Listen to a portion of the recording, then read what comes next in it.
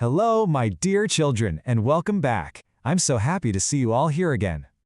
I know, exams are coming very close and you must be feeling the pressure, but don't you worry at all.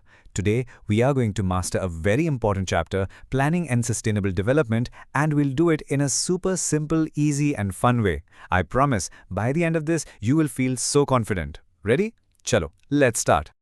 So, first things first. Have you ever wondered, why is it that in some cities you see these huge fancy buildings and big flyovers, but then you travel a little and you see villages that don't even have proper roads or schools? Why is there such a big gap?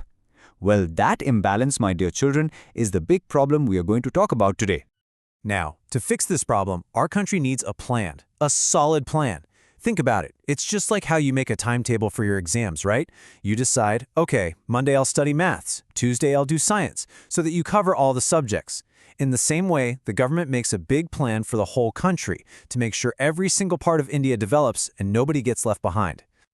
Okay, so there are two main ways the government does this planning. First is sectoral planning. This is like saying, let's improve all the roads in India, or let's help all the farmers in the country. You focus on one sector like transport or agriculture for the entire nation. The second way is regional planning. This is more focused. It's like finding one specific area, one district that is very, very backward, and pouring all our energy and money to develop everything there. Schools, hospitals, roads, the whole thing. So, to fix that big imbalance we talked about, the government came up with a really smart idea. It's called target area planning. It's a simple idea, really. We find the areas that need the most help, the ones that are lagging behind, and we give them some extra attention, some special care, to help them catch up with everyone else. Makes sense, nah? And what kind of areas are we talking about? Well, for example, there are special programs for developing the hilly areas, which are so difficult to reach. Then there are programs for areas that are always facing drought, where there is no water. And very importantly, there are special plans for regions where our tribal brothers and sisters live. Now, enough of all this theory. Theory can be so boring sometimes, right? Let me tell you a story, a real-life story about how one of these plans completely changed the lives of a community called the Gaddi tribe. For our story, we have to travel all the way to the beautiful but very tough Bharmour region in Himachal Pradesh. Look at the map. It's a land of high mountains. This is the home of the Gaddi people. For a very, very long time, they were completely cut off from the rest of the world. The cold weather, the snow, it made life very difficult, and this was one of the most backward areas in the state. But then, something changed. In 1974, the government started a very special project here. Now, children, please remember this name. It is very important for your exam. It's called the Integrative Tribal Development Project, or ITDP for short. The goal was very simple, to make life better for the Gaddi people. Now, to understand just how much this project helped, you need to see how things were before. In 1971, the literacy rate for women here was just 1.88%. Can you even imagine?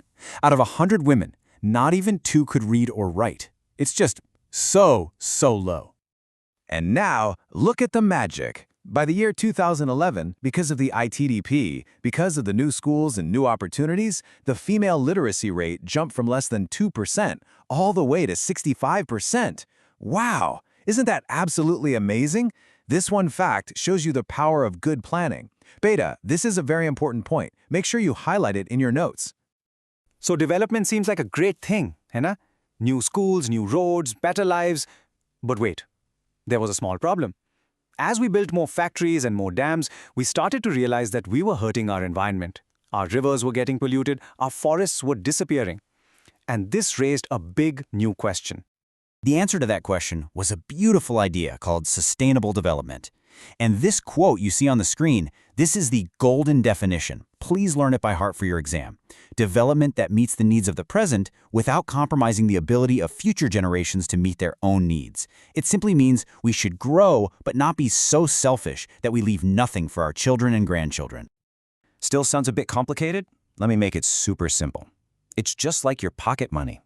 Suppose your parents give you 1,000 rupees for the month. You can't just go and spend it all in one day, can you? You have to use it wisely, so you have some money left at the end of the month. Earth's resources, the water, the trees, the clean air, are just like that pocket money. We have to use them carefully, so there is enough left for the future. As simple as that. Okay, so to understand this balance between development and nature, let's look at one more amazing case study. This time, we go to the deserts of Rajasthan to see the Indira Gandhi Canal. Just look at this picture. It's like a miracle, isn't it? A huge man-made river of water flowing right through the dry Thar Desert. This is the Indira Gandhi Canal, one of the biggest canal systems in our country. It was an incredible project, built to bring water and life to the thirsty lands of Rajasthan. So what happened? Well, there was some very good news. The desert started to turn green. Farmers could finally grow crops like wheat and cotton and earn more money. But there was a challenge too. Because there was so much water, people started using it too much. This led to problems like waterlogging, where the soil gets totally flooded, and soil salinity, which is when the soil becomes salty and useless for farming. So you see, there were good effects and there were bad effects. All right, everyone, it's time for a final power-up. Let's quickly go over the most important points for your exam. Pay close attention now. First, a quick question for you. Let's see if you were listening. What does ITDP stand for? Is it A, Integrated Tourism Development Program, or B, Integrated Tribal Development Program? Think, think, think. Yes, you got it. The answer is B, Integrated Tribal Development Program. Shabash, very good. Now, here is a very, very important long answer question that often comes in the exam. How can we make the Indira Gandhi Canal project sustainable? And here are your golden points. 1. We need a strict policy for managing water. 2. Farmers should grow crops that don't need too much water. 3. We must line the canals properly to stop water from leaking. And 4. Plant lots and lots of trees.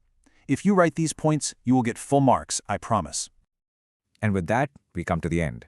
The main lesson from this chapter is very simple. Yes, we need development, but we need development that is kind to our planet.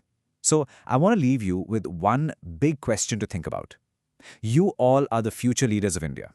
So how will you make sure that our country grows to be powerful, but at the same time is also gentle and kind to our Mother Earth? Think about it. All the very best for exams, my dear children. You are all going to do wonderfully.